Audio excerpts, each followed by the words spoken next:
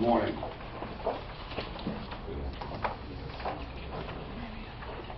Today we're going to make an announcement that we're going to be funding nursing homes.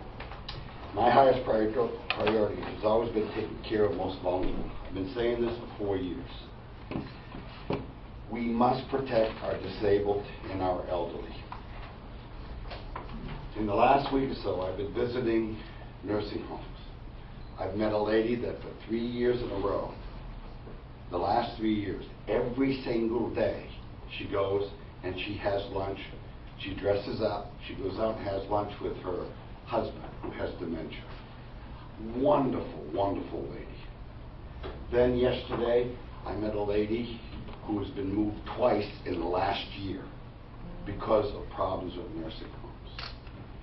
Nursing homes have been underfunded for nearly a decade. 2 have closed recently, and we suspect that we might lose 2 more before the end of the summer. We submitted a bill so nursing homes could get funded. While nursing homes are closing, the funding is still sitting there because the Democratic leadership doesn't like my plan. My plan is very simple. There's $5 million. Instead of using it for an anti-smoking campaign for posters in schools and stuff, let's solve the problem, the crisis with the nursing homes now, and we're going to have a biennial budget. We can put more money in that for smoking cessation. It's not the end of the world, but it's the end of life for some of these people. Moving people that are critically ill, moving people, this kind of trauma, putting them in fear of losing their home. Now, I met another lady 2 or 3 weeks ago, and it's about maybe a month ago in Portland, and she says, you know, the state said I can no longer live alone. I have to move into the nursing home. So I did. Sold all my assets. That's what I used to pay to be in the nursing home. Now they tell me I'm too healthy to be here. I have to move out. Seriously. St. Joseph's, they have a patient there. They're going to move her out. But we moved her in.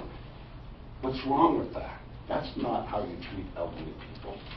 You can't have them get rid of their assets and then come in and move back in. And listen, I'm not going to stand by anymore and listen to slick-talking politician giving lip service. That time is over. We're taking action. And the legislature is not part of this solution. They are part of the problem. And if they want to take action, then they can call themselves back and take action. I see that the head of the oversight committee is here today. I'm sure he's going to probably take legal action. And good for him, because they've had 2 years to solve this problem. So I told Commissioner Mayhew, find money. Find whatever savings, monies that we've saved, either through improved management, improved efficiencies, wherever. If there's money left over, we're going to use it to save the nursing homes. Because it's not going to happen with the legislature. They told me in a letter that they weren't coming back, and I guess they said it again yesterday when I was on the road, that they were not going to use that $5 million.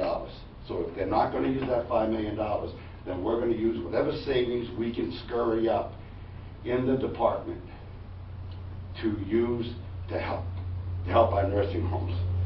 And the numbers that I understand are the total number is about $25 million. With the federal match and what we've been able to find in the department, we're going to scurry up about $25 million, which we're going to distribute to the nursing homes, and hopefully that gets them to July 1st of next year, which is when the next scheduled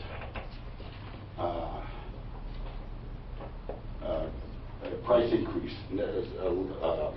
rate increase will be handed out. Now, they did give me a bill that said I could go give them an increase. We were going to rebase them. The bill says you can rebase, but do no harm. But I can't do both. It's physically impossible. If we properly rebase, people are going to get cuts, but they're going broke. Because the way the statute is written, as a nursing home gets more efficient, they get penalized. And we just need to fix that. So we're going to ask that that get fixed in January. Do no harm, I fully agree, and we are not going to do any harm. We are going to make sure that we do not lose any more nursing homes for funding now till next year.